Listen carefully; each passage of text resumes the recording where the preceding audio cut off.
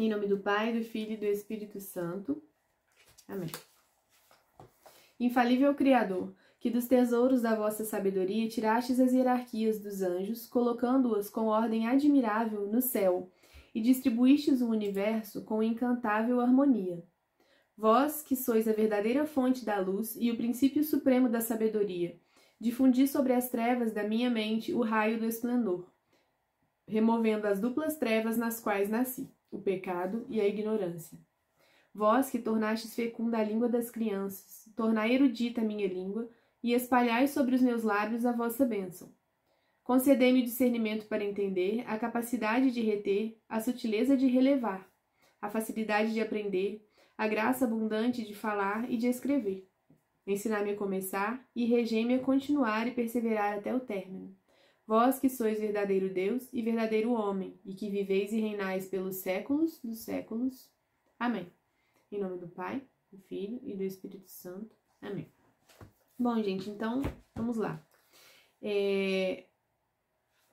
A nossa aula de hoje tem um tema muito importante. E essa é a nossa última aula da segunda parte do curso. Lembrando que eu sempre falo, né? O curso tem 3 partes. A primeira parte, a gente trabalhou razões para a gente ter fé em Deus e fé na igreja. Entender por quê que eu devo crer na Igreja Católica como a guardiã da verdade. Uma vez que eu fiz esse caminho, a segunda parte do nosso curso, a gente estudou a doutrina da igreja propriamente dita. E a terceira parte do curso é a prática da vida cristã, a vida cristã na prática. Essa aula é a última aula da segunda parte, mas na verdade ela já tem um pezinho na terceira parte, tá? Ela é uma transição. Então, ela é o finzinho do que eu escolhi aqui, né, de essencial para a gente abordar da doutrina. Óbvio, não dá para esgotar tudo, mas aquilo que é essencial para a nossa fé. E já tem a ver com a terceira parte. Então, é uma aula muito importante, porque a gente vai falar de quê? A gente vai falar dos santos e da Mãe de Deus, certo? Só que, enquanto a gente vai falar disso, que está dentro do que a gente crê, da nossa doutrina, a gente vai tocar também na questão da oração. Então, das devoções, então a gente já está começando, a gente está finalizando a parte fundamental e da doutrina e começando a vida cristã na prática, certo? Então, vamos falar hoje dos santos e da Mãe de Deus, que é um tema muito bom, muito interessante e muito importante.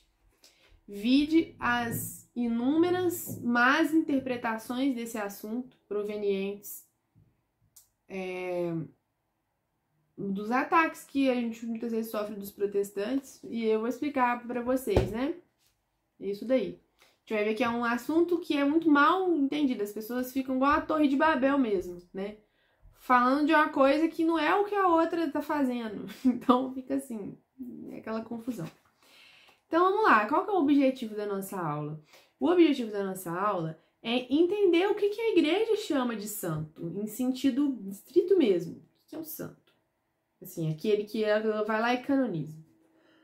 Mas não só isso, a gente vai entender o que é a santidade, só que não com tantos detalhes quanto a gente gostaria, mas o suficiente para a gente entender, cumprir o objetivo da aula. E dentro desse objetivo está que a gente se liberte de falsas concepções a esse respeito, certo? E também conhecer um pouquinho, falar um pouquinho da Mãe de Deus.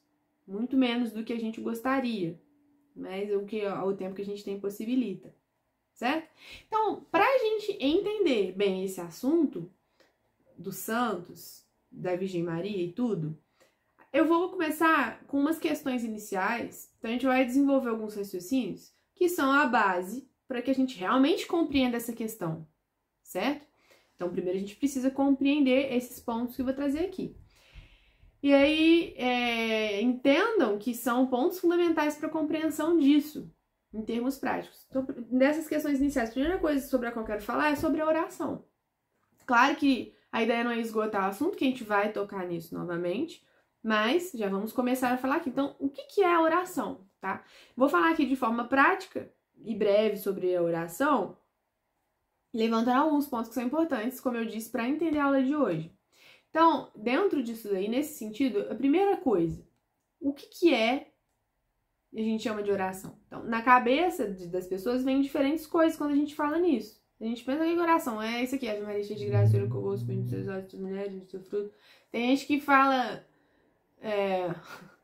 os protestantes às vezes acham que oração é você conversar com Deus espontaneamente, de preferência em voz alta.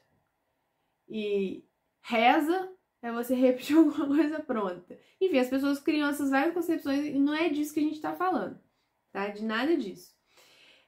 A primeira coisa que eu tenho que entender é por que eu preciso rezar? Ou seja, qual que é o porquê da oração? E a resposta é muito simples.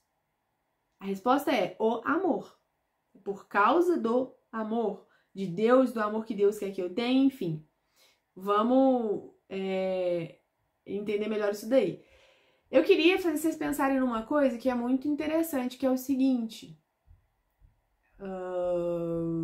Quando vocês pensam numa pessoa próxima, uma pessoa que vocês conhecem, uma pessoa da família ou um amigo muito querido, enfim, uma pessoa do convívio de vocês, vocês concordam que quando a gente pensa em uma pessoa que a gente conhece, a gente não tem simplesmente uma imagem visual daquela pessoa. A gente tem uma imagem daquela pessoa que vai muito além do visual, que é uma coisa meio imponderável, que eu não consigo colocar em palavras, não tenho a linguagem para explicar isso. Mas vocês concordam que você tem uma certa sensação da pessoa? Tipo assim, diferentes pessoas que você conhece te causam determinadas sensações, determinados sentimentos. É como se fosse, esse sentimento é como se fosse um olhar geral que você tem sobre aquela pessoa, mas não só sobre o exterior, sobre a personalidade da pessoa, sobre a alma da pessoa, sobre a relação que você tem com ela. Então, diferentes pessoas com as quais você se relaciona te causam uma impressão. Agora, quando você para e pensa assim, quem que é, sei lá, o presidente do Canadá? Nem sei quem é.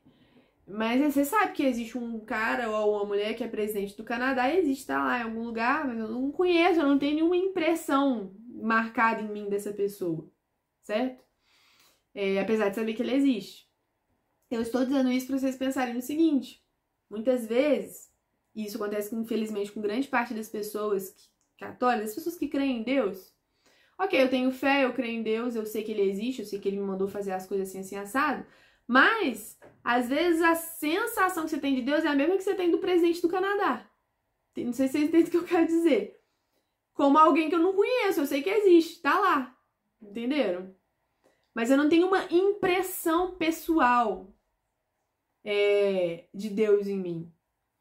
Impressão essa que é gerada pelo relacionamento.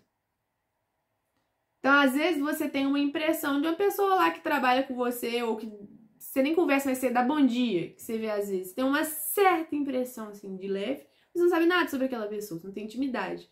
Muitas vezes você vai e conhece uma pessoa mais profundamente, que você conhecia de vista, e você vê que a imagem que você criou daquela pessoa, porque a gente cria imagem, tá? De todo mundo, que a gente vê na frente, a gente faz um pequeno juízo e cria aquela imagem, guarda na nossa cabeça. Depois você conhece aquela pessoa melhor, e às vezes você pensa, nossa, essa pessoa é totalmente diferente do que ela me pareceu. Primeira vez, porque você cria uma sensação particular e pessoal daquela pessoa. Tá, mas o que isso tem a ver com o que eu tô falando? Tem a ver que é isso que eu disse, que às vezes a gente não tem uma impressão pessoal de Deus. A gente só sabe que ele existe, que ele tá ali. Por quê? Porque falta um relacionamento pessoal e afetuoso com Deus. Ok? E aí, a gente tem aquele clássico que a gente escuta, né? A gente não ama aquilo que a gente não conhece. Ok?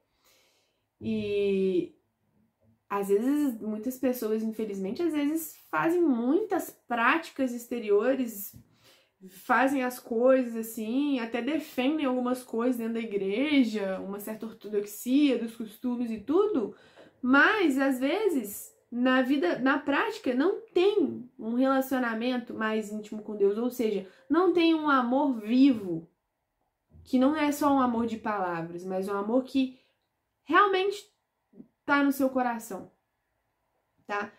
E quando eu digo que tá no seu coração, gente, não tô dizendo que o amor é um sentimentozinho que eu tenho que ficar sentindo aquilo ali pra eu amar a Deus, não é isso. Até porque, se você ama uma pessoa que você quer bem da sua família, você ama, sei lá, um pai, irmã, um marido depois de alguns anos, você não tem um sentimentozinho por ela o tempo todo, às vezes você tá irritadinho, mas você sabe que você ama aquela pessoa. Você quer o bem dela. Então, assim, a gente cresce no amor a Deus, não quer dizer que a gente vai ficar sentindo coisinhas o tempo todo. Não, porque se eu não estou sentindo calafrios é porque eu não amo mais, tem uma coisa errada. Não. A gente percebe que muitas vezes a gente tem consolações no nosso relacionamento com Deus, principalmente no princípio, porque Ele tá chamando a gente. Mas que a maior parte da nossa caminhada é muitas vezes de secura, de escuridão, de uma prova verdadeira do amor que se mantém perseverante, mesmo na provação, na escuridão, tudo. Então é muito interessante porque o nosso crescimento espiritual, o nosso relacionamento com Deus e o seu desenvolvimento, ele guarda muitas semelhanças com o amor humano, principalmente o amor dos casais, o amor verdadeiro, né? Não é essa coisa aí que as pessoas hoje falam, chamam de amor. Enfim. Por quê? Porque Deus fez as coisas assim. Ele deixou os símbolos e as marcas das coisas eternas nas coisas temporais. Então, nada é por acaso. As coisas têm uma essência, elas são de uma determinada forma, porque existe um rastro do Criador em tudo aquilo que é criado e que é ordenado para ser da forma como deveria ser de fato. Certo? Então, assim, a nossa realidade temporal não é alheia às realidades eternas. Não. Ok? Então, eu estou falando isso para que a gente entenda o seguinte: é necessário amar a Deus. E nós existimos para isso. O objetivo da nossa vida é amar a Deus. E por causa do amor do amor a Deus, o amor que temos por Ele e que Ele tem por nós, que por causa disso, isso transborde que nós amemos as outras pessoas, principalmente, mas também a todas as realidades criadas, na medida do amor de Deus, um amor verdadeiro, que brota do amor a Deus. Esse é o amor verdadeiro pelas pessoas, é aquele que brota do amor a Deus. Então, o objetivo da minha vida é amar a Deus, por causa de Deus amar. Ponto. Amar o que é criado, a criatura. E nesse sentido, a finalidade da oração, como deveria ser a finalidade de todas as coisas na nossa vida, é o amor. Certo? Não é simplesmente cumprir um certo número de coisas e tudo. Toda oração, ela tem como finalidade o amor. E, mas por quê? Aí é que vem, por que nós temos que rezar? Porque se a gente começar nesses porquês, você vai falar assim, que a gente tem que rezar, a gente não tem dúvida, né? O que é a oração? Eu faço algumas coisas em relação a Deus. Vocês lembram da aula da Santa Missa? Do sacrifício de Cristo, que a gente falou de 4 obrigações que a gente tem com Deus? Quais são elas? Adorar a Deus, ou seja, reconhecer a sua soberania, agradecer os dons recebidos, justificar os nossos erros, pedir perdão, né, pelos nossos pecados e fazer os nossos pedidos, as nossas petições daquilo que a gente precisa. Então, as 4 obrigações que a gente tem com Deus. Essas obrigações, elas devem ser cumpridas através da oração. A oração mais perfeita que cumpre isso de maneira perfeita é a Santa Missa, a oração oficial da igreja, em que o sacrifício é oferecido por todos nós, membros da igreja, para cumprir essas obrigações que a gente tem com Deus. E que, como eu disse, nós devemos participar desse sacrifício. Mas toda a nossa oração e a nossa vida deveria ser uma contínua oração, os nossos atos deveriam estar sendo feitos sob o olhar de Deus, como quem está sendo observado por Deus. Toda a nossa oração, ela tem que cumprir essa mesma finalidade, certo? Que é amar a Deus. Alimentar e crescer no nosso amor e ir cumprindo todas essas obrigações que a gente tem com Deus. Mas por quê? Deus não sabe de tudo? Ele não é onisciente, onipotente, enfim, onipresente. Ele não sabe do que a gente precisa. Ele sabe do que a gente já está sentindo e tudo. Ele sabe do que os outros precisam. Então, por que eu preciso rezar? Por que eu preciso, então, pedir para Deus as coisas? Me dirigir a Ele? Simplesmente porque Deus dispôs as coisas assim. Deus quis que as coisas fossem assim. Então, quando eu começo a entender que a oração, que o fato de eu me dirigir a Deus e me relacionar com Ele, deve ser um ato de amor e tem como finalidade desenvolver, alimentar o amor e a caridade, eu entendo que Deus dispôs as coisas assim porque Ele quer que elas sejam assim. certo? Deus é o próprio amor e ele nos criou em um transbordamento desse amor da Santíssima Trindade, certo?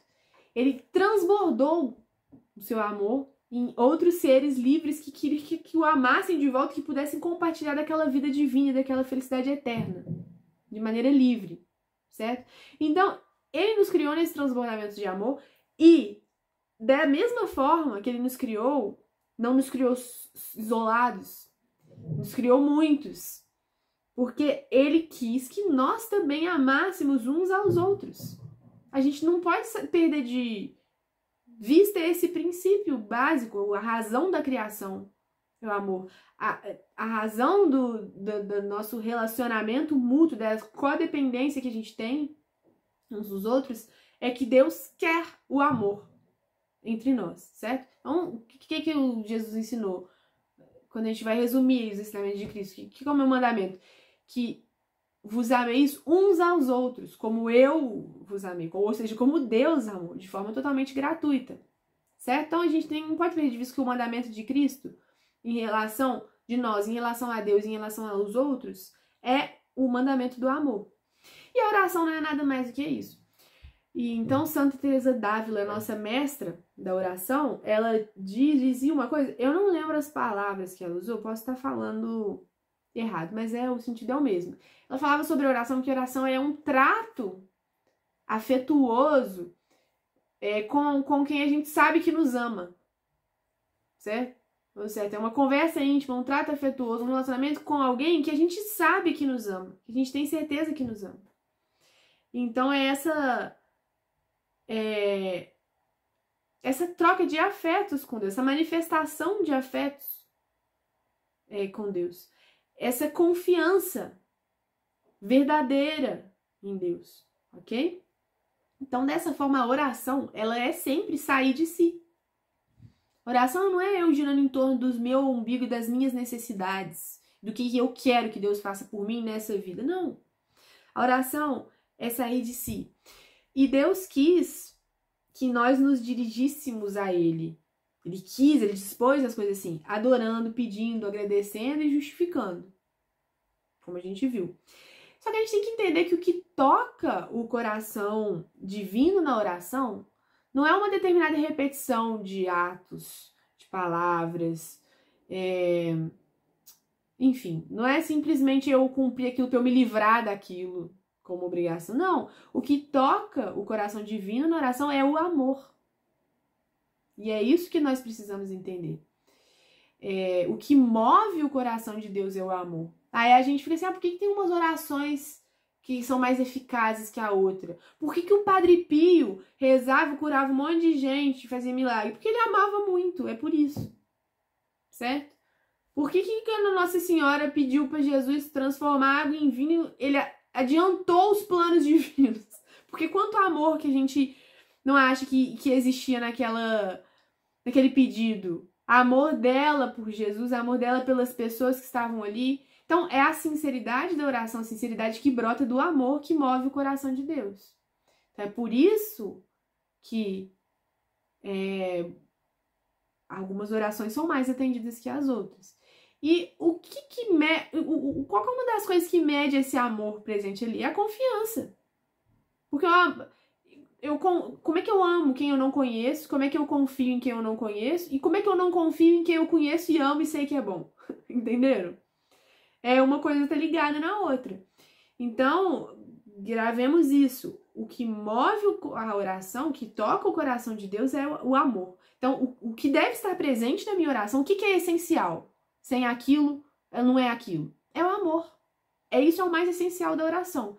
Então, se eu busco isso, eu busco alimentar o meu amor a Deus, eu entendo que aquilo é uma verdadeira oração. Então, a oração carregada de sinceridade, de afeto, de humildade, ela é a própria linguagem do homem com Deus. É a linguagem do homem com o seu Criador, o afeto que ele tem ao se dirigir a ele. Então, isso é uma demonstração de confiança, de amor. É a nossa prova de amor com Deus, tá? Tá, falei demais desse assunto, que é um assunto de depois, mas porque a gente precisa entender isso daqui bem pra gente entender o que é um santo, entendeu? O que é intercessão. Então, uma vez que a gente entende o que é oração, por que Deus quis a oração, porque Deus quis que nós rezássemos uns pelos outros, porque Ele quer esse relacionamento de amor entre nós, certo? Então, vamos entender o que é a intercessão. O que é a intercessão? O que eu tenho que ter claro na minha cabeça? Interceder é pedir por alguém. Bom, independente se é em relação a Deus ou não. Tanto que em relações humanas, às vezes a gente fala, intercede ali por mim. Ou seja, você conhece fulano. Intercessão. A pessoa ir lá pedir pela outra. Ok? E muitas vezes, quando você sabe que você tem que falar com alguém que você não é muito próximo, ou às vezes é uma pessoa importante, e você tem um amigo que conhece aquela pessoa, o que você vai pedir? Você vai falar, pô, fala de mim pra ele ali. Me ajuda aqui, me coloca em contato, sabe? Porque se você falar por mim, às vezes, você me indicar a minha causa, isso dá um peso pro que eu tô pedindo. Isso é a coisa mais natural do mundo nas relações humanas. Certo? E eu preciso entender que Deus e os bem-aventurados não são fantasmas. Deus não é um fantasma, tá? Ele tá muito mais vivo que eu. Ok? Então, tudo que é válido nos nossos raciocínios, nossas relações humanas, é válido em grau muito mais elevado para Deus, para os anjos, para os puros espíritos, enfim. Ok? Então, eu preciso entender que intercessão é diferente de mediação, porque muitas pessoas vão falar assim, não, porque Jesus é o único mediador, ponto. Mas ninguém tá falando que Jesus não é o único mediador. Só que as pessoas estão confundindo o que é mediador e o que é intercessor, certo? O único mediador da nossa causa diante de Deus, o único que repara o nosso pecado, o único que compra as graças pra gente é Jesus. Ele fez isso com a sua morte na cruz. Interceder é outra coisa, que não tem nada a ver com isso, ok? Então, intercessão é diferente de mediação. Primeira coisa que tem que estar clara.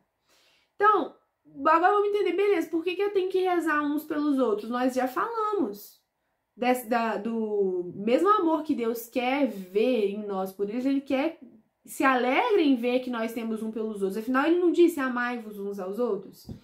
Então, novamente, o amor é a resposta. Porque o fato de nós nos condoermos das necessidades dos outros, tanto das necessidades temporais quanto das necessidades espirituais. Ou seja, quando eu quero a conversão de alguém, eu vejo uma pessoa, principalmente, né, que esse é o maior bem que a gente pode querer para alguém, ou quando eu quero o alívio do sofrimento de alguém, enfim. Quando a gente se condói, não sei como é que fala, nós nos condoemos das necessidades alheias, isso toca o coração de Deus. Imagina o seguinte, Deus é um pai muito amoroso, um pai de muitos filhos. Aí ele vê os seus filhos, um pai muito amoroso, que é o melhor para seus filhos.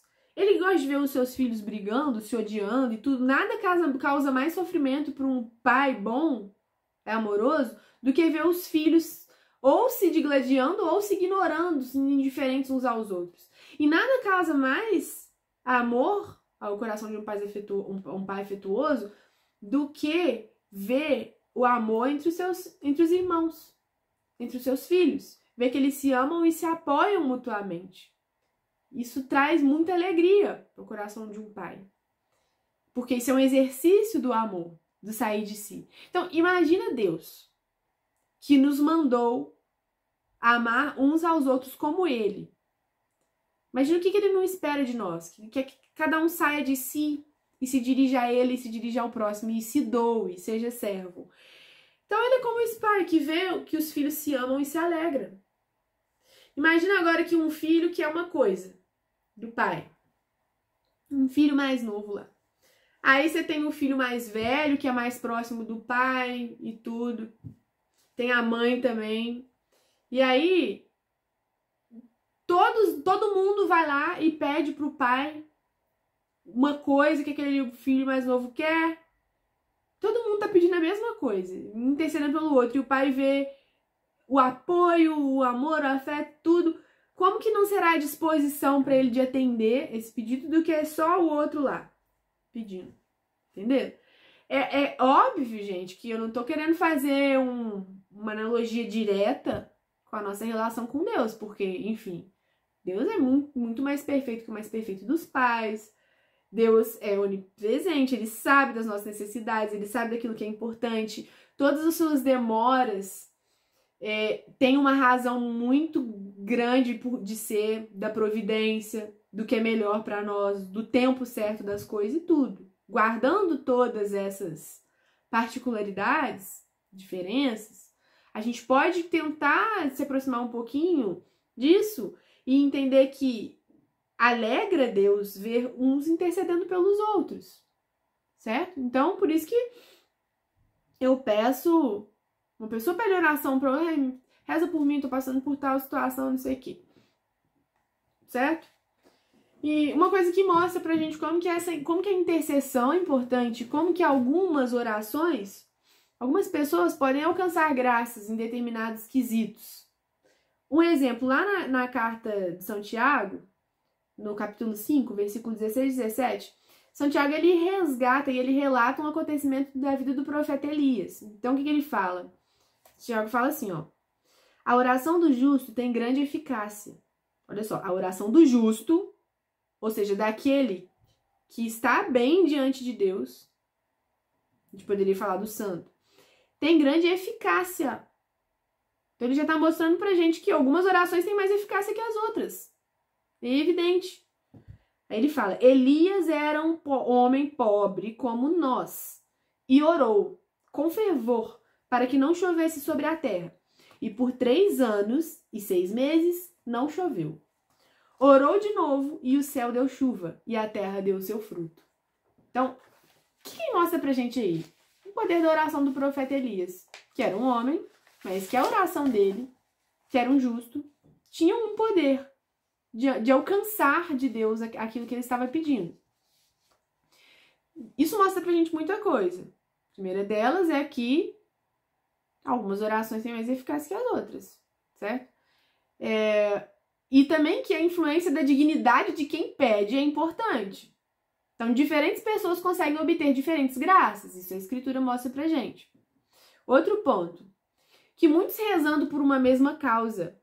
É uma coisa importante também, que a gente vê quando a gente pede oração para as pessoas, muitas pessoas se juntam para rezar por uma determinada causa em comum. A gente vê a eficácia daquela oração e ninguém duvida disso. Ninguém que ora duvida disso. Ok?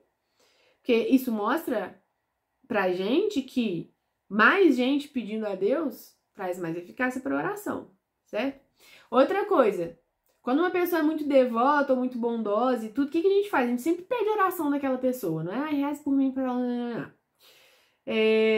Por que a gente pede oração dessa pessoa? Porque a gente tem convicção de que a oração dessa pessoa que é mais próxima de Deus vai nos auxiliar a alcançar aquele pedido.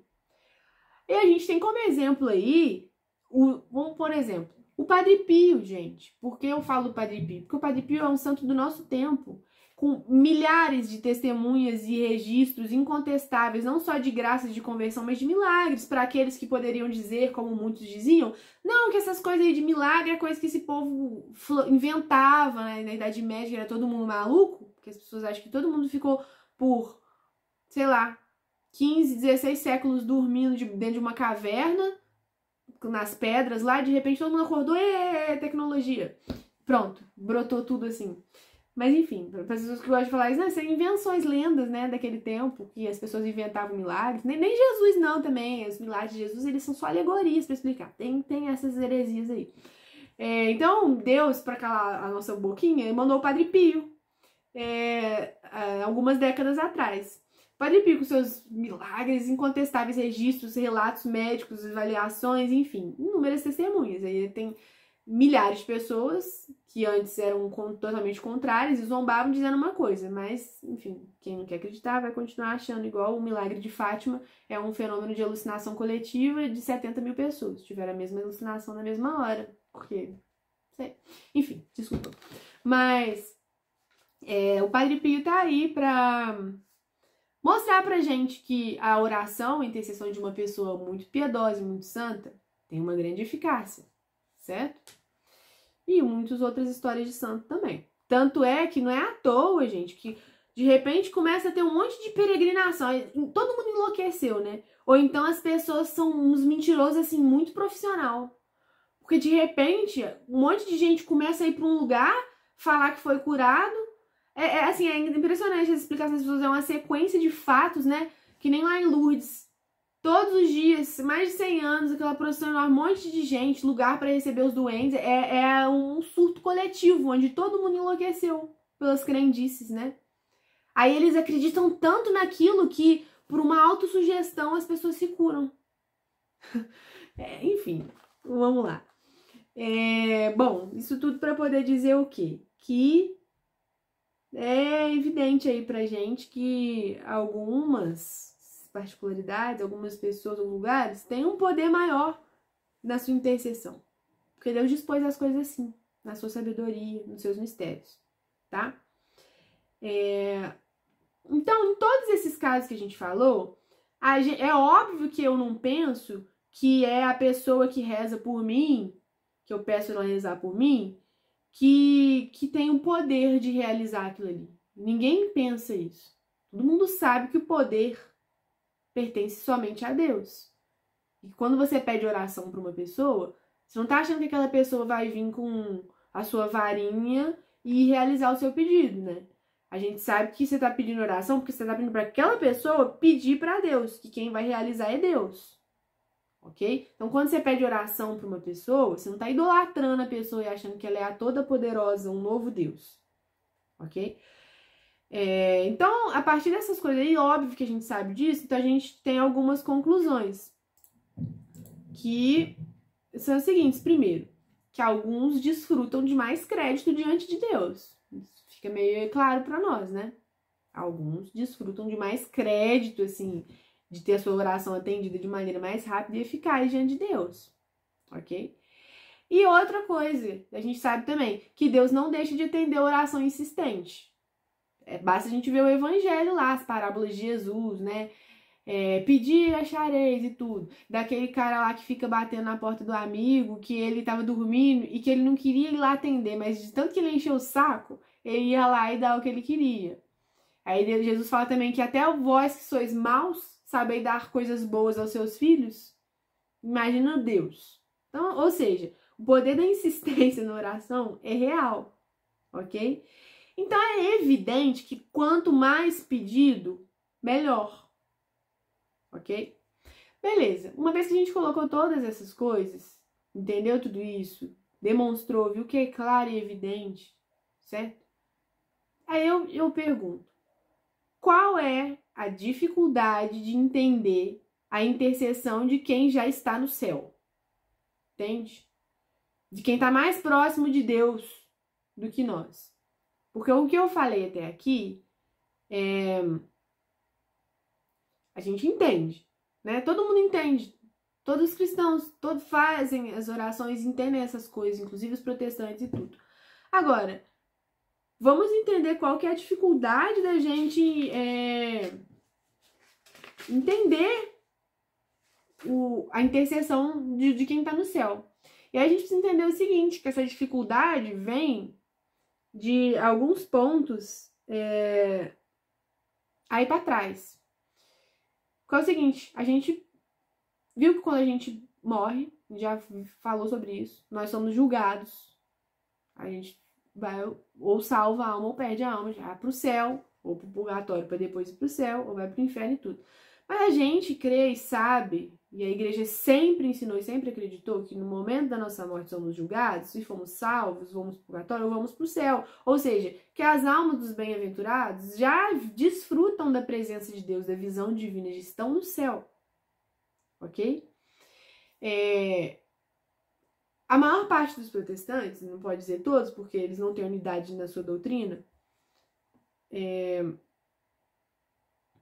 que acha, crê, que você morre e você fica dormindo lá, até o juízo final. Ou seja, não vai pro céu, você tá lá dormindo, esperando o juízo final, quando você finalmente vai ser julgado e vai ressuscitar, e aí vai pro céu.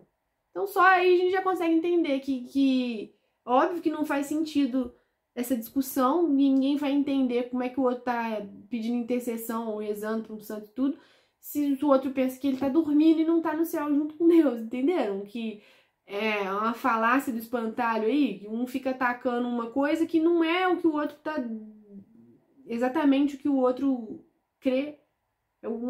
Você tá atacando a visão que você tem do que o outro acredita. Então eu vou voltar nesse ponto aí. Mas entenderam Ah, que bom que você tá gostando, Carlos. Vocês entenderam que o que é a intercessão dos vivos? Essa intercessão de quando um reza pelo outro e tudo, da eficácia da oração, a gente viu do profeta Elias. Então é evidente que existe a intercessão dos vivos. Agora vamos entender a intercessão dos mais vivos, não dos mortos, mas dos mais vivos. Por quê? Porque aqueles que morreram dessa vida mortal e estão no céu, junto de Deus, eles estão muito mais vivos do que nós. Eles sim estão vivos, certo? Verdadeiramente vivos. Então, para que a gente entenda isso, vamos entender um negócio muito importante, que acho que a gente ainda não falou, que é aqui que a gente vai ter a oportunidade de falar disso, que são os 3 estados da igreja. A gente sabe que a igreja não é simplesmente uma instituição humana, ela é uma instituição divina, de origem divina, que tem a sua estrutura visível, a sua hierarquia visível, mas cuja cabeça é Cristo, certo? E cujo legislador, em última instância, é o Espírito Santo, certo? Então, esta igreja, ela se divide em 3 estados. A gente tem a igreja militante, a igreja padecente e a igreja triunfante. Vamos entender o que é isso. Então, o que é a igreja militante? A igreja militante somos nós que estamos aqui, penando nesta vida. Somos os membros do corpo de Cristo, os membros da igreja que ainda estamos aqui na luta. Nós, vocês fazemos parte da igreja militante. Nós que fomos batizados, uma vez que nós somos batizados, nós nos tornamos membros desse corpo místico de Cristo.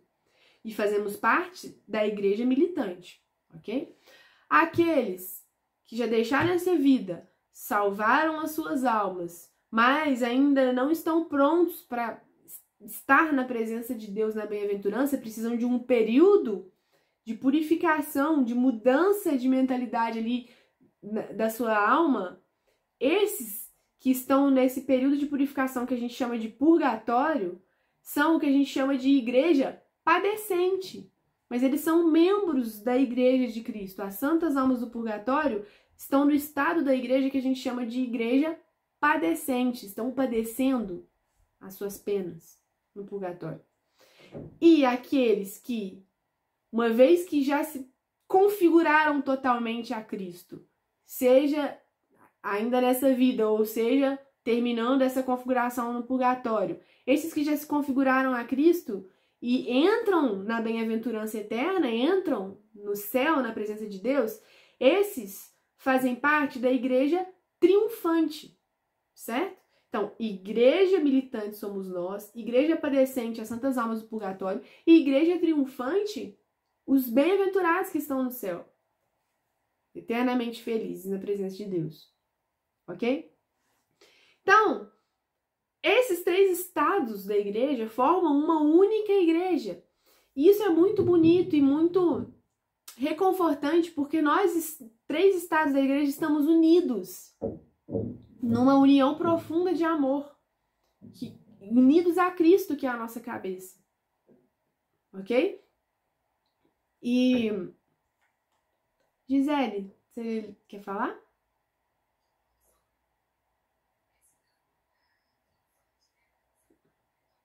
Uhum. Não, falei, porque os santos que ainda nessa vida, eles... Gente, só uma coisa, tá, eu só vou repetir sua pergunta aqui, porque na hora que o Davi for colocar a aula, não vai aparecer sua pergunta, porque eu tô de fone. É que a Gisele perguntou sobre uma afirmação que eu fiz de que a igreja triunfante são aqueles que já se configuraram a Cristo, ou porque passaram pelo purgatório, ou porque se configuraram ainda aqui nessa terra. Sim, foi exatamente isso que eu disse. Por quê? Porque a gente vê que os santos, aqueles que amaram heroicamente a Deus e que se entregaram totalmente a Ele, eles vivem, é como se eles vivessem o seu purgatório na Terra, porque eles se purificam ainda nessa vida e eles vão se configurando a Cristo aqui. Então eles não só conseguem deixar totalmente o pecado, como pagar por aqueles pecados cometidos, unir o seu sofrimento ao de Cristo e já viver uma certa união com Deus ainda nessa terra. Desses graus de união com Deus. Então por isso que a gente tem que entender que a gente deve buscar a maior perfeição possível nessa vida. Pra gente ir direto pro céu, entendeu? Para que a gente se configure a Cristo ainda nessa vida aqui e que a gente possa, no momento da nossa morte, estar prontos, estar totalmente configurados àquilo que Deus espera que a gente seja, a Cristo, estar deificados para que a gente possa entrar na bem-aventurança celeste. Na bem-aventurança celeste. Porque se no momento da nossa morte não estamos em pecado mortal, mas salvamos nossa alma, mas também não ainda estamos cheios de misérias, vamos precisar de purificar a nossa alma ainda, de nos configurar verdadeiramente a Cristo para entrar no céu. Entenderam? Isso explica muito pra gente o que é o purgatório, sabe? E como nós devemos fazer de tudo para amar heroicamente a Deus ainda nessa vida. Porque isso é possível. Então, dando prosseguimento aí, aqueles que estão, ou seja, aqueles da igreja triunfante que estão na glória celeste, eles entendem que eles não estão mais presos e limitados pelas limitações desse corpo mortal. E que a gente às vezes esquece o quanto nós somos limitados na nossa própria realidade, na nossa própria subjetividade, certo? Na nossa comunicação que é discursiva. Já um puro espírito, como um anjo, tem uma comunicação intuitiva, ele é capaz, ele não é onipresente, onisciente igual a Deus, mas ele tem um conhecimento das coisas mais direto, ele não depende dos sentidos, entende? Da mesma forma, uma alma bem-aventurada, ela tem uma capacidade de conhecimento, uma alma que está no céu, muito superior à nossa. Então, por isso ela tem a capacidade, na medida que Deus permite, de compreender com uma certa velocidade o que se passa com a gente, de ver o que se passa com a gente. Claro que ela não vê tudo ao mesmo tempo, porque as almas bem-aventuradas e os anjos não são Deus. Mas eles têm um grau de conhecimento e uma capacidade de informação muito mais elevado que o nosso. Estão num estado de conhecimento realmente superior ao nosso, como os anjos, certo? Então, aquilo que a gente tem lá na carta aos Coríntios, agora vês em partes, conheces em partes, mas então, ou seja, no céu, conhecerás como és conhecido, verás face a face, ou seja, esse conhecimento verdadeiro e profundo e intuitivo que a alma livre dessa prisão aqui tem, certo? Então, da mesma forma que os anjos são capazes de conhecer o que se passa com a gente sem ser onipresente, as almas dos bem-aventurados também são, então, portanto, dos santos que estão no céu. Então, ou seja, aqueles que já passaram pela vida na Terra e salvaram suas almas, eles estão mais vivos que nós. E a amizade que eles têm com Deus se fundamenta em muitos pontos que foram marcantes na vida deles na Terra, certo? E que eles construíram aquilo do que eles desfrutam agora na vida eterna, cada um na sua particularidade, no seu relacionamento verdadeiro com Deus. Não são fantasmas, entendeu? Estão vivos, assim como Deus está vivo. Então a gente vê lá como que o profeta Elias, né, essa questão das chuvas, tempestades, como que ele, para nós católicos, ele é o padroeiro das catástrofes naturais, das tempestades, porque a gente pede a intercessão dele nessas situações, porque ele viveu isso na Terra. Ele se relacionou com Deus dessa forma aqui, e agora que ele está no céu, ele não virou um espectro. Não, ele se relaciona com Deus de uma maneira mais profunda do que ele se relacionava aqui. Ok? Então, por isso, a gente entende também que existem diferentes graus de amizade com Deus. Então, pessoas diferentes, conforme as suas vidas, os seus merecimentos, isso é uma outra coisa que os protestantes não creem, que existe a graça. Ele é assim, não, ninguém não tem graça, não. É assim, Deus morreu e salvou. Você acredita nisso, acabou. Você tá salvo. Você peca, mas você tá salvo. Tanto é que a carta lá de Lutero pro Melanchthon, ele falava: ser pecador e peca a valer. Sabe?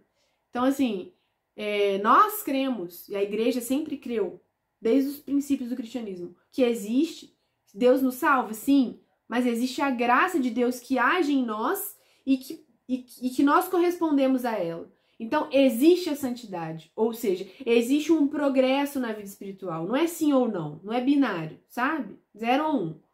Acredito, pronto, tô salvo, não interessa as minhas ações. Ou não acredito, acabou. Entenderam? Então, é isso, tá? Nós acreditamos na graça de Deus. E nesses diferentes graus aí, nesses diferentes níveis de graça na Terra, assim como tá nas Escrituras, lá na carta aos Efésios, que fala: mas a cada um de nós foi dada a graça segundo a medida do dom de Cristo. Ou seja, existem diferentes graus de graça entre as pessoas. Crescei na graça e no conhecimento de nosso Senhor e Salvador Jesus Cristo. Se eu posso crescer, é porque não é estático, certo? Então, assim como existem diferentes graus de graça e de adesão aqui na Terra, na medida em que nós construímos aquilo através das nossas escolhas aqui, isso vai medir a nossa glória no céu. Então, os bem-aventurados no céu, eles também não têm o mesmo grau de glória.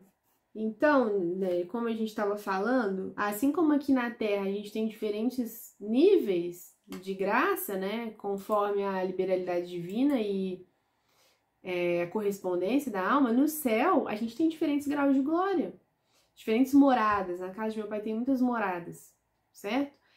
Isso quer dizer que uns vão estar incompletos no céu, vão ficar assim: eu estou incompleto na minha glória. Não.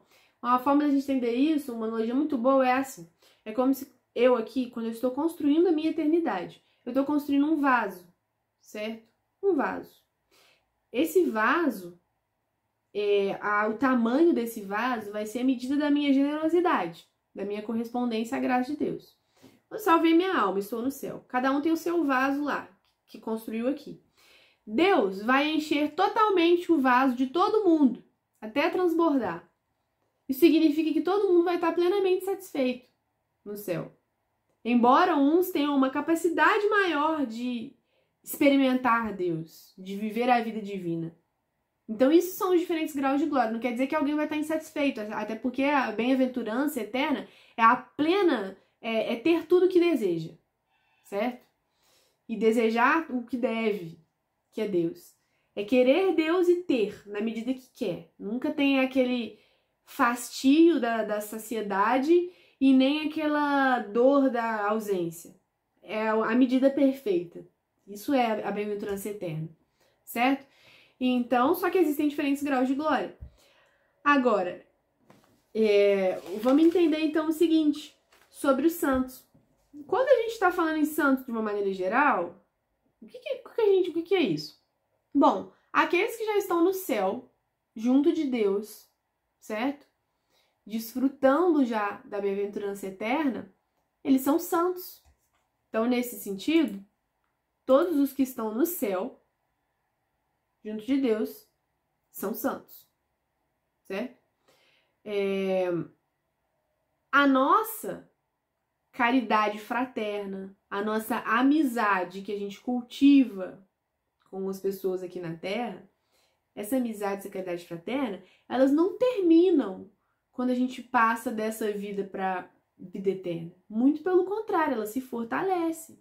Então, uma pessoa generosa, com um coração grande, um santo que abraçou muitas vidas aqui, quando ele está no céu, ele nem vira uma múmia, um fantasma e nem se torna menos caridoso. Muito pelo contrário, ele se torna mais generoso e mais capaz de exercer essa generosidade. Então, essa amizade dele aqui se torna ainda maior quando ele está livre no céu. E é muito interessante a gente ver como muitos santos manifestam coisas a esse respeito nessa vida. E uma santa muito particular que a gente tem que citar é a Santa Teresinha, que é sempre a nossa santa dos tempos modernos, né? Então a gente tem que muito mergulhar mesmo na vida dela, nas cartas dela, nos escritos, enfim, pra gente entender como que ela ensina tanta coisa pra gente. Quando ela tava lá doente, entre as coisas que ela disse, entre as coisas que ela escreveu, Só um minuto, gente.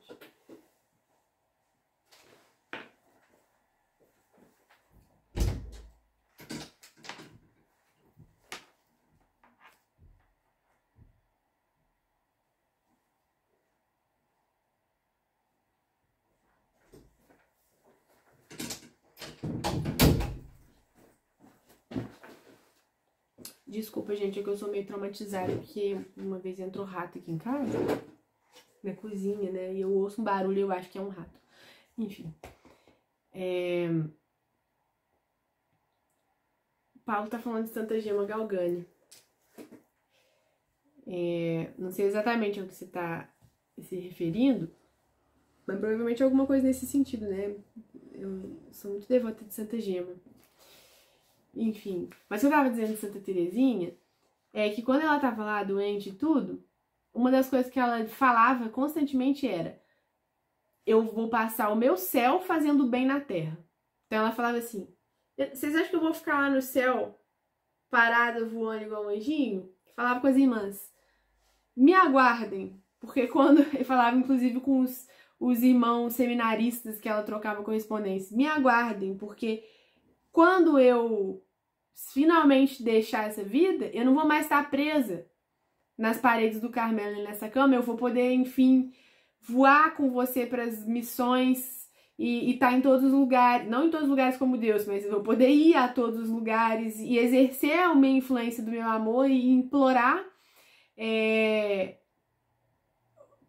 a Deus pelas missões, por tudo, enfim. Então ela disse muitas vezes: eu vou passar o meu céu fazendo bem na terra.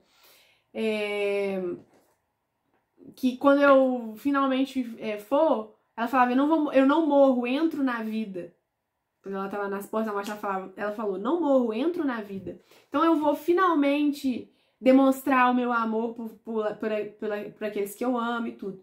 E ela disse muito isso. E ninguém cumpriu mais do que disse do que ela. Porque é uma coisa inegável.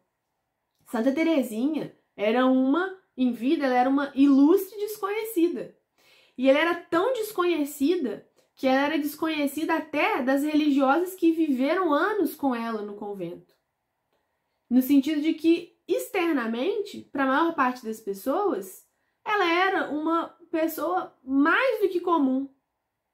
Uma religiosa como todas as outras. E só que, por que ela foi uma enorme santa? Porque o que mede a santidade? O que mede a santidade é o amor. O grande amor a Deus e o grande zelo apostólico pelas almas. Santa Teresinha é padroeira das missões. Um moço que nunca saiu do Carmelo, mas que tinha aquele ardor missionário da salvação das almas. Muitas coisas sobre a vida dela que a gente poderia falar. E então, ela mesma dizia: a santidade consiste no amor, e isso é uma verdade. Então, o que revela a santidade, ela não consiste em muito fazer, certo? Ela consiste em muito amar. Então, não são as muitas obras que medem a santidade, mas é o muito amar. Porque quem faz a obra é Deus. Se quem faz a obra é Deus, e se eu tenho certeza de quem faz a obra é Deus, de que quem faz a obra é Deus, ele pode obrar muito mais pelo nosso amor, através da divina providência, do que pelas nossas habilidades humanas colocadas em prática, certo? Ah, mas por quê? Porque ele é Deus e ele quis assim. E ele que manda. Então, Deus quis que fosse o amor à medida do bem que é feito. Não só do bem espiritual, da salvação das almas, mas também do bem temporal nessa vida. Então, por quê? Porque na divina providência, na sabedoria eterna de Deus, ele estabeleceu a lei do amor, certo? Ele não estabeleceu a lei do talento, a lei do dinheiro. Ele estabeleceu a lei do amor. Então, até no que diz respeito às obras de misericórdia corporais, basta a gente ver a história da Santa Madre Teresa de Calcutá, para quem não conhece, lá da Índia e tudo. O que aquela mulher fez pelos miseráveis daquele país, sendo uma pobre religiosa que não tinha nada. o que ela fez, o que Deus fez através dela. Então, olha quantos milhões de pessoas ela ajudou corporalmente, né, na sua miséria material também, sem ter um centavo. Então, assim, as providências divinas, as doações que começaram a aparecer e tudo, não era nada, ela era uma desconhecida. Deus agiu através do muito amor que ela teve. E as pessoas perguntavam pra ela o que ela fazia pra fazer aquilo tudo. Sabe o que ela respondeu? Ela disse, eu sou uma pobre mulher que ora. É isso que ela respondeu. Então, se a gente pensa que a Mãe Teresa de Calcutá era uma mulher que simplesmente ficava lá o dia inteiro cuidando dos doentes, porque não, que rezar, tem que agir. Não, ela rezava muito. Ela não abria mão das horas de intimidade com Deus que ela tinha, certo? Apesar de se desgastar enormemente no cuidado dos doentes. Então, isso que ela diz, eu sou uma pobre mulher que ora. A mesma coisa a irmã Dulce, que foi colocada aqui. Então, Deus estabeleceu a lei do amor. E é isso que ele pede de nós. Não é fazer muito, mas é amar muito. A não ser que as nossas obras sejam fruto do verdadeiro amor por ele e pelos homens, mas dentro dos caminhos da providência, a gente nada será feito. Pode aparentemente ser feito, mas na eternidade a gente vai entender o que realmente de efetivo foi feito. Certo? Então, qual que é a nossa conclusão a partir disso daí? Que os bem-aventurados no céu, eles não estão inertes, ok? Eles não estão inertes. Eles intercedem por nós e Deus, que é Deus que não muda, ele não cessa de amar o trato caridoso entre os seus filhos, o trato afetuoso, a amizade e o auxílio mútuo entre os 3 estados da igreja: militante, padecente e triunfante. Por isso que a gente deve rezar pelas almas do purgatório, pro alívio das almas do purgatório. Por isso que os santos lá da igreja triunfante, eles podem interceder por nós. E nós devemos recorrer a eles como alguém que recorre a um irmão mais velho e mais experiente, que passou pelo que nós passamos, para que todos juntos peçam para Deus, num ato de amor, as graças que a gente precisa. Deus se dispôs às coisas assim, certo? Então, essas dificuldades e acusações que às vezes nós recebemos da parte dos protestantes, elas vêm do fato de que eles creem em coisas totalmente diferentes, certo? Que foram inventadas a partir da Reforma Protestante. Então, às vezes a gente fala assim, não, todo mundo crê em Cristo e tudo. Não, é muito diferente. Mas muito diferente em coisas essenciais, certo? E são coisas que não existiam. Essa forma de ver as coisas, isso, de que você não pode, de que as pessoas não estão no céu, os bem-aventurados que estão dormindo, então não tem a intercessão, essas interpretações, historicamente, foram criadas a partir da Reforma Protestante. Então, isso que eu estou falando aqui, que estou apresentando a doutrina que é vivida pela Igreja Católica desde o princípio do cristianismo, né, que foi inventado em um determinado momento, porque não está a Bíblia explicitamente dessa forma, tá? Existem inúmeros registros de que essa é a doutrina que a Igreja sempre creu, sempre viveu, da nossa entrada no céu após o juízo particular, dos que se salvam, é claro, da existência da graça, desenvolvimento espiritual que vai somar o esforço humano com a ação divina, os diferentes graus de glória no céu, purgatório, todas essas verdades da fé, a Igreja sempre viveu. Então, essas acusações contra a doutrina da Igreja Católica não passam de, como eu disse, falácias do espantalho. Para quem não sabe, uma falácia é um falso argumento. Existem vários tipos de falácia. Falácia do espantalho é aquela quando o seu oponente ele está atacando uma coisa que é um espantalho, ou seja, não é o que você está dizendo de fato. É uma coisa que ele está dizendo que você está dizendo e ele mesmo está atacando. Entende? Ele cria um espantalho sobre o que você diz e começa a atacar aquele espantalho.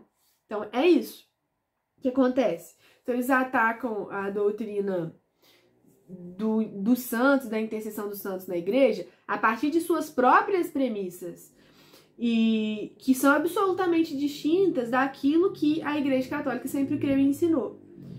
Então, Então, assim, infelizmente, para muitos parece que eles pensam que o Espírito Santo, coitado, fracassou na sua missão de guiar a igreja, de guiar os cristãos ao longo dos séculos, conforme Jesus prometeu. Eles pensam que o Espírito Santo fracassou por muitos séculos, né? Até que lá em 15 séculos depois, finalmente veio Lutero em auxílio do Espírito Santo, ajudar o Espírito Santo na sua missão, né? Na missão que ele fracassou em cumprir, de manter a verdade ali na igreja, da forma de se relacionar com Deus, com os modos e tudo. Enfim. Então, essa era a primeira, essa questão que eu queria trazer para vocês sobre a intercessão dos santos, aqueles que estão no céu, certo? E das evidências que a gente tem disso daí. Inclusive, eu vou falar para vocês aqui, já vou falar sobre a Mãe de Deus, a Virgem Maria, enfim. Estamos bem atrasadinhos. Mas falando disso daí, desse santo no sentido geral, vamos falar agora sobre o santo, estritamente falando, o santo canonizado, aquele que a igreja concede o título de santo. Porque é óbvio que não tá no céu só quem foi canonizado pela igreja, né? Mas, então, o que é um santo? Aquele canonizado, aquele que eu chamo de santo, que é uma imagem dele no altar. Santo Antônio, São Francisco, os santos que a gente conhece, Santa Teresinha. Então, esses santos que foram canonizados não são os únicos santos, no sentido de que não são os únicos que estão no céu. Mas os santos que foram canonizados são pessoas que, quando elas morreram, no momento da morte delas, eles tiveram uma vida marcada pela prática das virtudes cristãs num grau heróico. Tá? Não quer dizer, eles podem ter até sido grandes pecadores no passado, como Santo Agostinho, Santa Maria Madalena, mas eles viveram uma profunda conversão, uma profunda mudança, de forma que quando eles chegaram na morte, eles chegaram na morte dessa forma, tendo vivido as virtudes cristãs em grau heróico, e, além disso, eles terem morrido nessa prática das virtudes em grau heróico. Após a morte deles, Deus, na sua infinita sabedoria, providência e amor por nós, quis que a santidade dessas pessoas fosse revelada para nós, para a igreja militante, através da realização de milagres pela intercessão dessas pessoas. Por que às vezes Deus permite isso? Como forma de confirmar que aquela alma se encontra no céu, certo? Então, existem vários requisitos da igreja para que uma pessoa seja canonizada. É analisada toda a vida dela, como que ela morreu, a prática heróica das virtudes. É feito um estudo, aí milagres que foram feitos pela intercessão daquela pessoa e que foram analisados. Então, uma vez que passa por todo esse processo, que é como Deus dando evidências para nós de que aquela pessoa se salvou e já está junto de Deus, ou seja, ele pode ser um intercessor para mim. É como se a igreja estivesse me garantindo, essa pessoa aqui, Deus deu provas para nós de que ela realmente já está no céu, junto de Deus. Você pode pedir a intercessão dessa pessoa, que ele é um bem-aventurado. Então, Deus permite, na sua providência, aqueles que ele vê que são necessários para nós, sobretudo da igreja militante, nos dá essa garantia, certo? E para que eles intercedam pelas nossas necessidades, sobretudo por aquelas necessidades que guardam semelhança com as coisas que eles viveram. Então, por exemplo, Santa Teresinha do Menino Jesus foi uma santa religiosa. Ela morreu tuberculosa, ela sofreu muito as doenças respiratórias e tudo. Então, ela sabe como é esse sofrimento. Então, eu em alguma doença de alguém respiratória, enfim, interceder, a Santa Teresinha, que ela intercede, que ela reza a Deus junto comigo, é uma coisa muito adequada. Por exemplo, Santa Mônica, mãe de Santo Agostinho, que passou 30 anos rezando pela conversão do filho. O resultado foi excelente. Então, as mães que querem a conversão dos seus filhos, que passam por alguma dificuldade muito grande, que parece impossível, enfim, pedir a intercessão de Santa Mônica, certo? São Luís e Santa Zélia, os pais de Santa Teresinha, que viveram o matrimônio de forma santa. Então, aqueles que querem viver o matrimônio de forma santa, pedir a intercessão deles, e por aí vai. Então, gente, basicamente isso, é um santo canonizado, vocês entenderam? Mas que todas as almas que estão no céu são santas. Só que dos santos canonizados pela igreja, nós temos uma confirmação de Deus. De que eles estão lá, são membros da igreja triunfante e que podem interceder por nós. Certo? Bom, eu tinha preparado ainda para essa aula, né, que a gente fala sobre os santos, falar sobre a Virgem Maria, sobre a Mãe de Deus. Eu vou tentar falar aqui bem rapidinho, muito mais resumido do que eu gostaria, mas a gente retoma esse assunto de uma maneira mais profunda. Certo? Porque uma vez em que a gente falou sobre tudo isso que a gente entendeu, os santos, a gente preparou um caminho aí pra gente entender quem é o maior de todos os santos, que é a Virgem Maria. Se aos santos a gente deve existe um culto que só é devido a Deus, que é o culto de adoração, que é a latria. A latria é a adoração, o culto devido somente a Deus. Tanto que a idolatria é quando eu coloco no lugar de Deus um ídolo, que é um pecado abominável, a idolatria. Só que o culto que a gente faz aos santos não é um culto de adoração, é simplesmente uma veneração, um reconhecimento pelas suas virtudes heróicas como exemplo e pela glória que eles têm no céu. Igual a gente faz honras aqui para pessoas na terra, certo? É um culto que a gente chama de dulia, certo? Que não é a latria, que é a adoração, é a dulia, que é essa veneração.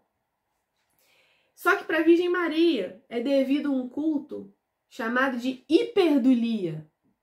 Ou seja, ela está acima de todos os anjos e santos, como a Mãe de Deus.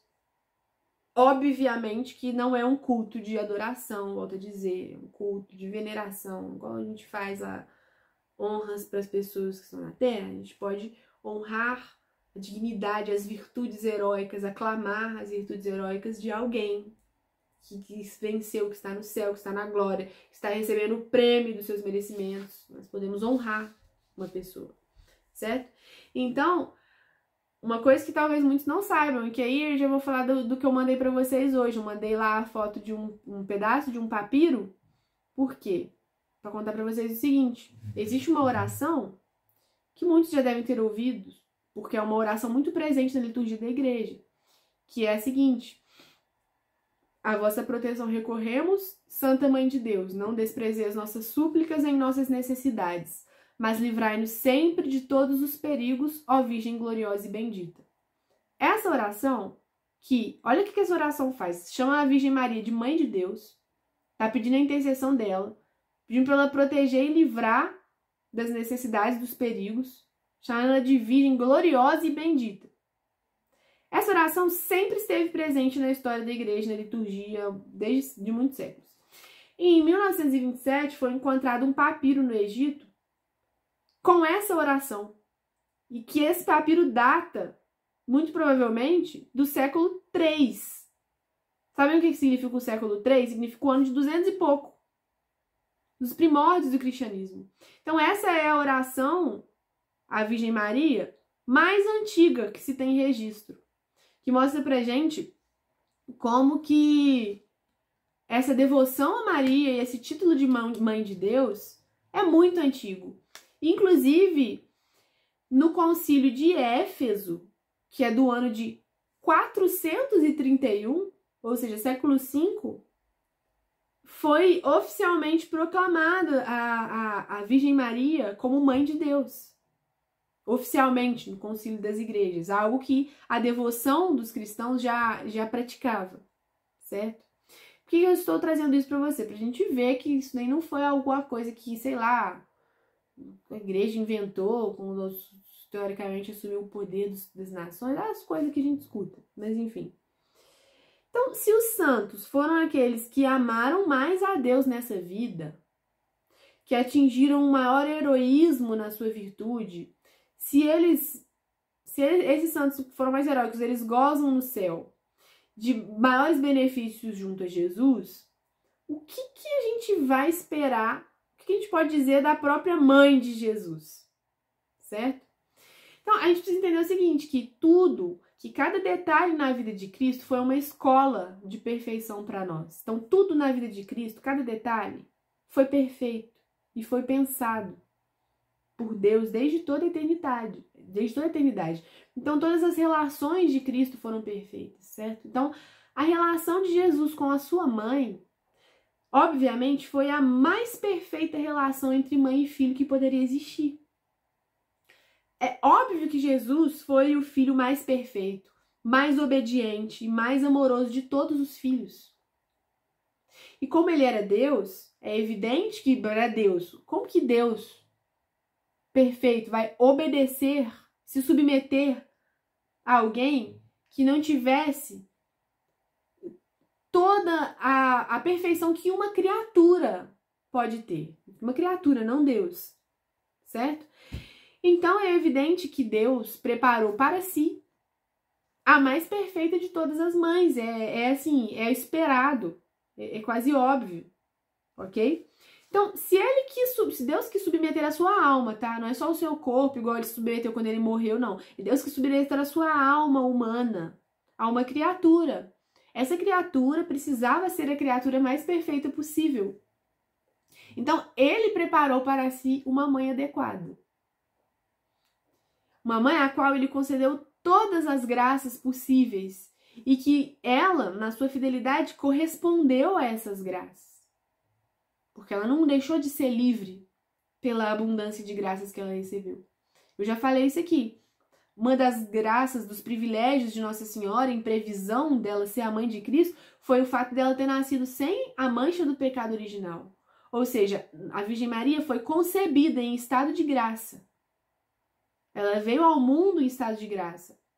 Mas teve uma outra mulher que veio ao mundo em estado de graça, que foi Eva. Mas ela não perseverou. Maria perseverou. Foi fiel. Então tem inclusive uma frase, né, na igreja, de Maria nunquam satis, em latim, que quer dizer o quê?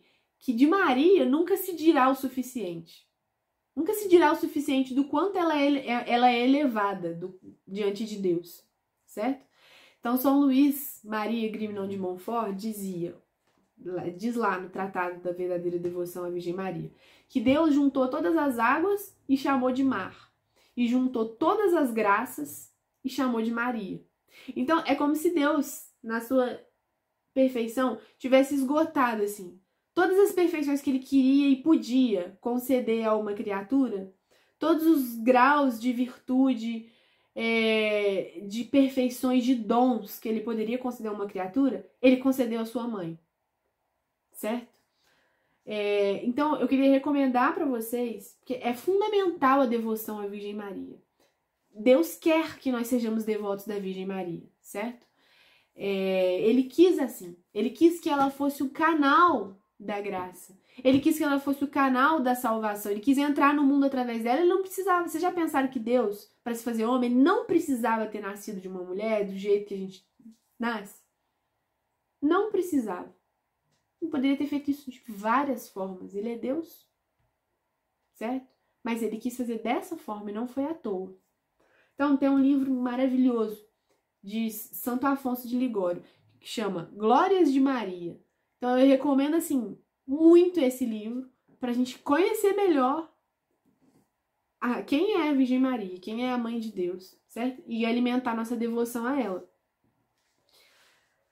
Então a gente tem muitos dogmas aí relacionados à Virgem Maria. O dogma da Imaculada Conceição, como eu disse, ela nasceu sem pecado original, da Virgindade Perpétua, que nós já falamos também. Então, Maria é a criatura que mais amou e ama a Deus e que mais dá glória a Deus em todas as suas ações, desde a sua vida na terra, com a sua vida no céu. Então, ela é aquela criatura mais esquecida de si e voltada para Deus e para os outros, que mais ama de maneira liberal a todos nós como filhos, que é mais perfeita em todas as virtudes. Então, assim, chega a ser absurdo pensar que Deus ia nascer de uma mulher qualquer. Ah, uma mulher qualquer, ela só foi uma barriga de aluguel ali pra Deus nascer. Porque ele precisava, né? Senão podia descartar. Não podia vir ao mundo de outra forma. Então é quase absurdo pensar que Deus nasceria de uma mulher qualquer. E que ele, sendo o mais perfeito dos filhos, não ia querer render glórias à sua mãe. Qual é o filho de uma boa mãe que não quer dar tudo de melhor para sua mãe, que não quer que ela seja reconhecida, exaltada? Imagina Deus, o que ele não pode dar para sua mãe. Jesus é homem de verdade, verdadeiramente. Ele tem uma mãe humana, que é a Virgem Maria. E ele, na sua glória celeste, sendo o rei do universo, ele dá para essa mãe toda a glória que ele tem. É muito interessante os sinais da Virgem Maria na Sagrada Escritura. Não sei se vocês sabiam, mas os judeus, né, nos reinos judaicos, no Antigo Testamento, no período dos reis, tinha os reis. E quem era a rainha não era a esposa do rei, era a mãe. Não sei se vocês sabiam disso. Mas a rainha era a mãe do rei e não a esposa. E é muito interessante, porque o rei do universo é Jesus Cristo e a rainha do universo é a Virgem Maria, que ele a coroou como rainha do universo, a sua mãe, certo? Então, Deus quis transformar Maria, sua mãe, no canal de todas as graças, na rainha dos anjos e dos santos. Ele colocou ela acima de todas as criaturas. Então, ela é a criatura mais unida à Santíssima Trindade, que tem maior união com o coração e com a vontade divinos. E Deus, na sua sabedoria, na sua bondade, na sua providência, ele quis nos dar a Virgem Maria como mãe. Isso é um consolo muito grande, porque ele nos quis dar uma mãe imensamente dócil, misericordiosa, amável, o mais amável, bela e dócil que qualquer criatura poderia ser é a Virgem Maria. E acolhedora. Então, Jesus não nega nada à Virgem Maria. Isso fica evidente pra gente lá nas bodas de Caná, quando ela se compadece de uma situação. E Jesus transforma a água em vinho. Então, uma oração que eu gosto muito de fazer, inclusive quando eu rezo por alguém, é assim, colocar nas mãos de Nossa Senhora e falar assim: olha só, minha mãe, já enchi aqui todos os barris de água. Eu não posso transformar elas em vinho. Você pode, sabe? Pede para Jesus, porque a minha parte é isso. A parte dessa pessoa que está tentando é isso. Então, enfim, eu acho que isso é uma forma muito bonita de rezar para a Virgem Maria, porque Deus não nega nada para ela. Então, o São Tomás de Aquino, ele dizia, e olha que São Tomás de Aquino era muito reservado nas suas afirmações, muito sóbrio, muito cirúrgico. E ele dizia que, de certo modo, em certo sentido, a dignidade de Maria, enquanto mãe de Deus, é infinita. Por quê? Porque enquanto mãe de Deus, ela é mãe de um bem infinito. Deus é um bem infinito. Então, neste sentido, é uma dignidade que não tem tamanho. A dignidade de ter sido a mãe de Deus. Então, é por isso, por essa união misteriosa, essa participação de Maria, essa união dela com a Santíssima Trindade. Ela é mãe de Deus Filho. Ela é filha de Deus Pai. E ela é esposa do Espírito Santo. Porque ela concebeu pela ação do Espírito Santo. Tem uma história muito legal que um judeu aí que se converteu, ele conta que ele teve uma visão de Nossa Senhora, que ele perguntou para ela como que ela mais gostava de ser chamada, de todos os milhares de títulos que ela tem. E ela disse que o que ela mais gostava de ser chamada era de filha de Deus Pai, mãe de Deus Filho e esposa do Espírito Santo. E eu nunca esqueci disso, eu acho isso muito bonito. Então, na economia da salvação, que Deus instituiu uma economia da salvação, ele quis que Maria se tornasse um elemento indispensável, certo? Por quê? Porque ele pediu o consentimento dela para a encarnação do Filho de Deus. E ela disse o sim, né? Naquele momento em que o anjo disse que ela era cheia de graça. Então, nesse sentido, ela é corredentora do gênero humano. Ela participou de maneira mais íntima possível da redenção do gênero humano, certo? E Deus quis que ela continuasse seu papel, nos dando como mãe, querendo que todas as graças passassem pelas mãos misericordiosas de Maria, certo? Então é por isso que ela é a maior de todas as intercessoras. E Jesus, como o melhor de todos os filhos, obviamente, ele se alegra imensamente com os louvores que nós fazemos à mãe dele. Então, quando nós louvamos as grandezas, as virtudes e as dignidades de Maria, nós damos um grande contentamento a Jesus. Porque nós estamos louvando a mãe dele, a criatura que ele mais amou. Certo? Então, Deus gosta de nos conceder graças por meio de Maria. Tem uma oração muito bonita de São Bernardo, que é o lembrai-vos, né? Lembrai-vos, ó Piíssima Mãe, de que jamais se ouviu dizer que alguém que tenha recorrido a vós fosse por vós abandonado. Mais ou menos isso, né? Então, que não seja eu o primeiro. Então, tudo que a gente pede para Nossa Senhora com verdadeira devoção filial para que ela interceda junto a Deus, que a gente pede com devoção filial, ou ela vai conseguir aquilo pra gente ser necessário para nossa salvação, ou ela vai mudar o nosso sentimento, vai converter a nossa vontade para a vontade de Deus. Então, quanto mais fé a gente tem nisso, mais isso se concretiza, certo? Então, assim, a gente poderia ficar um ano fazendo aulas semanais falando sobre a Virgem Maria. A gente poderia fazer isso, estudar as glórias de Maria por um ano. Seria muito bom, mas a gente não tem isso, a gente só tem esses minutos e que já passamos muito tempo do que a gente deveria. Então, a gente vai ficar por aqui. O objetivo dessa aula foi falar um pouco sobre o que são os santos e sobre o que é a Mãe de Deus e como é devido a ela um culto de veneração, não de adoração. Então, não confundam alhos com bugalhos, certo? É muito triste pensar que tantas pessoas não têm mãe, não têm irmãos, certo? Olha só, a gente tem tantos irmãos santos que já mais velhos que estão no céu que intercedem por nós não estamos sozinhos. Então, a grande alegria da nossa santa religião é essa certeza que se uma coisa que nós não estamos é sozinhos, não estamos sozinhos. Temos os santos, temos o exemplo dos santos, temos a intercessão dos santos, temos a intercessão dos nossos irmãos, a gente tem uma mãe, a gente tem os sacramentos, a gente tem tudo, sabe? Me dá uma solidão, uma tristeza, me dá dó de pensar, às vezes, nos cristãos que não tem nada disso, sabe? E então, é isso. Nós não estamos sozinhos, estamos em união com uma igreja padecente, com uma igreja triunfante, que nos conduz a Deus, que nos leva a amar mais a Deus. E vamos exercitar essa amizade com os santos, com a Mãe de Deus, entre nós mesmos, certo? O que se dizia dos primeiros cristãos, que espantavam os pagãos e fazia com que eles se convertessem, nossa, veja como eles se amam, certo? Essa ajuda mútua. Agora não, o povo tá lá na igreja, todo mundo falando mal do outro, enfim. Vamos tentar, né, entender que nós somos uma família verdadeira de almas, um suporte. Nós estamos juntos pela mesma causa. Não sei se acontece com vocês estão na rua, estão num lugar, aí você vê uma pessoa passando em frente à igreja fazendo o sinal da cruz, ou rezando o terço. Dá uma sensação tipo assim, olha, ele é um de nós. Então dá vontade de ir lá e cutucar a pessoa e falar, você tá rezando o terço, eu também sou católico. Dá um abraço.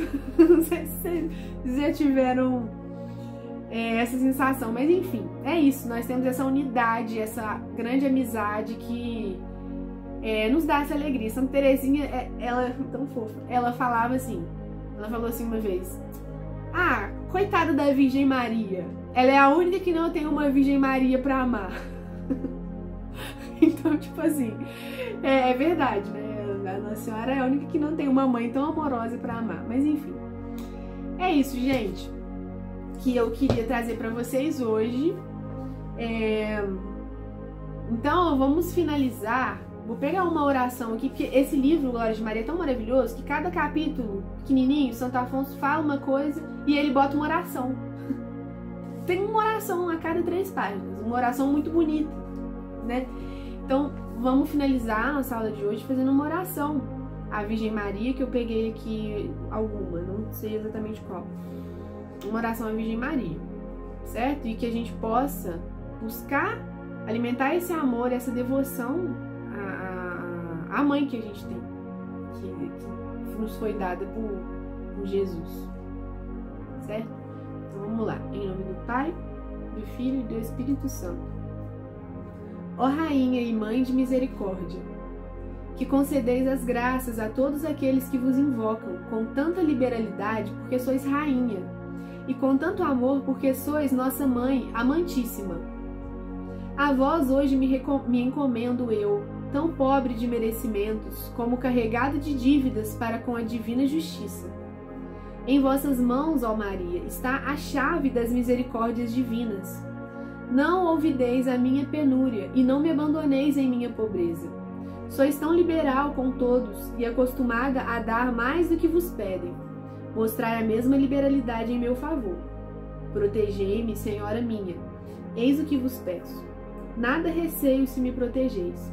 Não temos demônios, porque vós sois mais poderosa que todo o inferno. Não temos meus pecados, porque vós, com uma só palavra, que faleis a Deus, podeis alcançar-me o perdão de todos eles. Tendo eu o vosso favor, não temo nem mesmo a cólera de Deus, pois basta uma súplica vossa para aplacá-lo. Enfim, se me protegeis, espero tudo, pois que tudo vós podeis. Ó Mãe de misericórdia, eu sei que tendes prazer e vos gloriais em ajudar os pecadores mais miseráveis, e que os podeis ajudar, contanto que não sejam obstinados. Eu sou pecador, mas não sou obstinado. Quero mudar de vida. Podeis, pois, ajudar-me. Velai-me e salvai-me. Ponho-me hoje nas vossas mãos. Dizei-me o que hei de fazer para dar gosto a Deus, que eu quero fazer. E espero fazê-lo com o vosso socorro, ó Maria, minha mãe, minha luz, minha consolação, meu refúgio e minha esperança. Amém. Em nome do Pai, do Filho e do Espírito Santo. Amém.